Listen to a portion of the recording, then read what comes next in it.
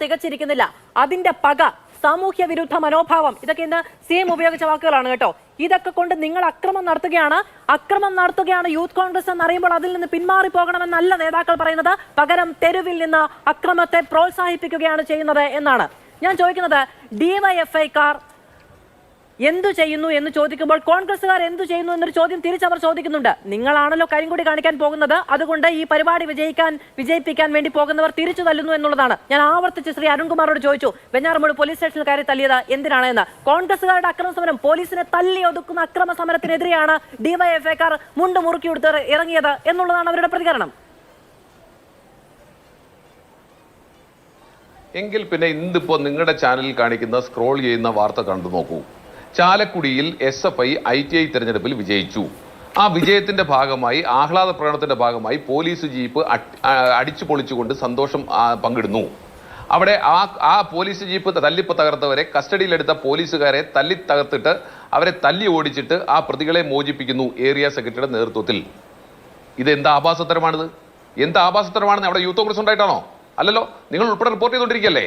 അപ്പോൾ വന്നങ്ങ് വിളമ്പിയേക്ക് ഒരു ഉളുപ്പുമില്ലാതെ.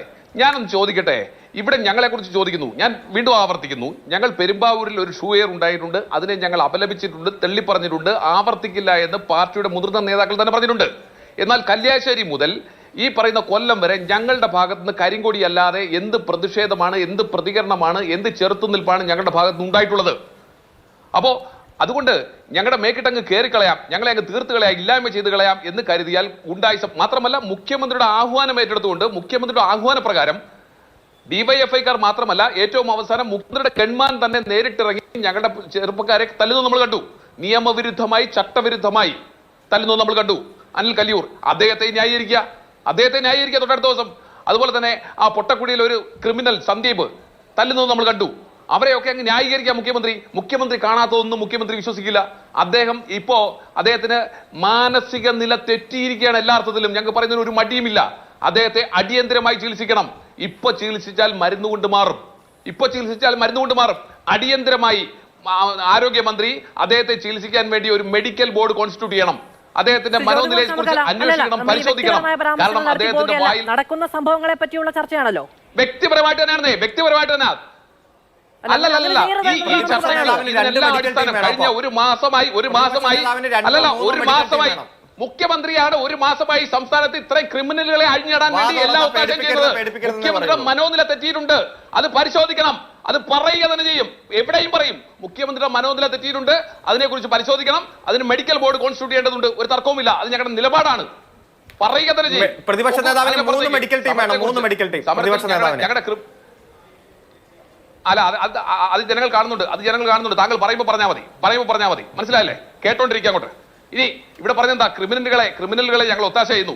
കണ്ടു ഒരു ക്രിമിനലിനെ പിടിച്ചോണ്ട് പോകുന്നത്, ഇങ്കും പാൽക്കുപ്പിയും പിന്നെ ബിസ്ക്കറ്റ് കവറും ഒക്കെ കൊടുത്തു കൊണ്ടുപോകുന്നത്. ആർഷോ മോനെ വാ എന്ന് പറഞ്ഞു കൊണ്ടുപോകുന്നത് ഞങ്ങൾ കണ്ടു.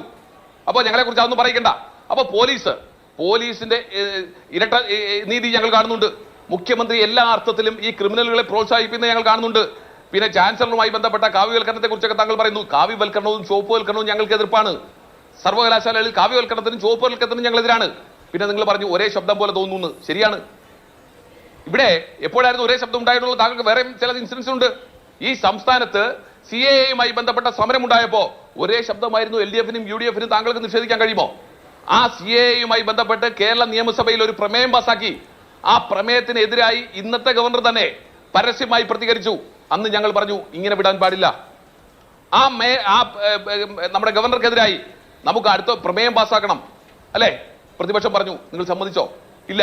നിങ്ങൾ അന്ന് ഒക്കെ ചങ്ങായിമാരായിരുന്നു. നിഷേധിക്കാൻ കഴിയുമോ? അപ്പൊ അതൊന്നും പറഞ്ഞ് ഞങ്ങളെ ഭീഷണിപ്പെടുത്താൻ വേണ്ട.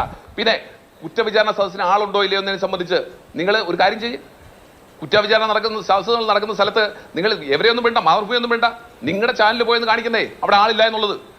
അപ്പൊ ഞങ്ങളുടെ പ്രതിഷേധം എങ്ങനെയാകണം, ഞങ്ങളുടെ പ്രതികരണം എങ്ങനെയാകണം എന്നൊന്നും ഞങ്ങളെ പഠിപ്പിക്കാൻ വേണ്ട. ഇതുപോലെയുള്ള ക്രിമിനലുകളെ ഒത്താശ ചെയ്ത്, ആ ക്രിമിനലുകളെ വീണ്ടും എൻഡോസ് ചെയ്ത് അവരെ കൊണ്ട് പോലീസ് സ്റ്റേഷനിൽ കയറി പ്രതികളെ മോചിപ്പിക്കാനും അവരെ പോലീസ് കസ്റ്റഡിയിലുള്ള പ്രതികളെ അടിക്കാനും ഇടിക്കാനും വെട്ടാനും തയ്യാറാകുന്ന ക്രിമിനലുകളെ പ്രോത്സാഹിപ്പിക്കുകയും ഏറ്റവും അവസാനം പോലീസിന്റെ വാഹനം തന്നെ തല്ലി തകർത്തുകൊണ്ട് ആഹ്ലാദിക്കുകയും സന്തോഷിക്കുകയും ആഹ്ലാദ പ്രകടനം നടത്തുകയും ചെയ്യുന്ന ക്രിമിനൽ സംഘത്തിന്റെ പേരാണ് ഡിവൈഎഫ്ഐ.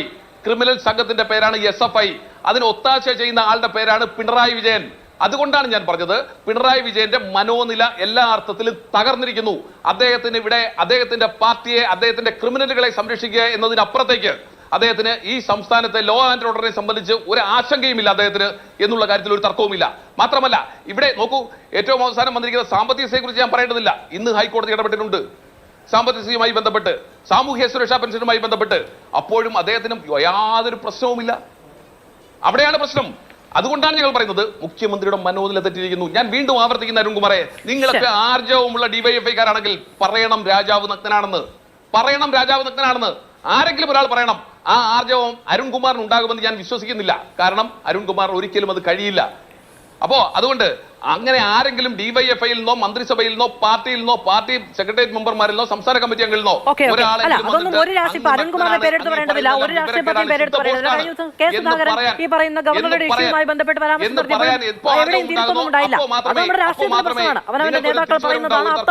എന്ന രീതി നമ്മുടെ രാഷ്ട്രീയത്തിലുള്ളതാണ്. ശരി, ഞാൻ അങ്ങനെയൊക്കെ തിരികെ വരാം. ശ്രീ സന്ദീപ് വാര്യർ,